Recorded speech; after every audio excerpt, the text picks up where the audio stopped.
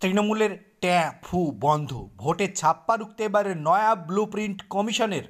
বাংলায় ভোট লুট করার অভিযোগ করেন বিরোধীরা। শাসক তৃণমূল পঞ্চায়েত ভোটে এক নাগাড়ে ভোট লুট করেই অধিকাংশ পঞ্চায়েত দখল করেছে, যার ফলে মামলা হয়েছিল কলকাতা হাইকোর্টে। সেই মামলা এখনও রানিং। এবার সেই তিক্ত অভিজ্ঞতার হাত ধরেই এবার জাতীয় নির্বাচন কমিশন বড়সড় পদক্ষেপ করলো, আর তারপরেই তৃণমূলের ট্যাঁফু সব বন্ধ হওয়ার জোগাড়।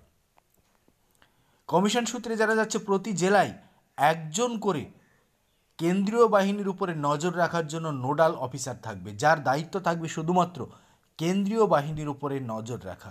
কেন্দ্রীয় বাহিনীকে কোথাও বসিয়ে রাখছে কিনা রাজ্য পুলিশের অধিকর্তারা, সেটাই দেখবে ওই নোডাল অফিসার। ভোটের বাহিনী মোতায়েন নিয়ে বৈঠকে বসেছিলেন স্পেশাল অবজারভার এবং পুলিশ অবজারভার। সেখানে সিআরপিএফের জন্য নোডাল অফিসার নিয়োগ করার সিদ্ধান্ত নেওয়া হয়েছে। তারা নজরদারি চালাবেন।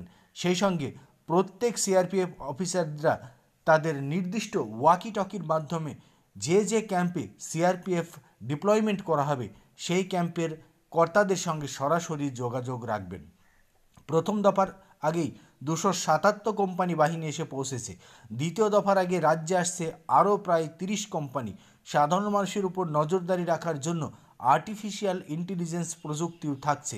বুথ জ্যাম থেকে শুরু করে ছাপ্পা ভোট দেওয়ার মতো ঘটনা ঘটলে সঙ্গে সঙ্গে এআই প্রযুক্তি ব্যবহার করবে এবং এআই প্রযুক্তি ব্যবহার করে সেই সমস্যার সমাধান করবে কমিশন। সঙ্গে সঙ্গে খবর পৌঁছে যাবে সিআরপিএফ জওয়ানদের কাছে, আর তারপরেই শুরু হবে কড়া অ্যাকশান। নির্বাচন কমিশনের এই নতুন পদ্ধতিতে কার্যত তৃণমূলের ট্যাফু পুরো বন্ধ হয়ে গেল।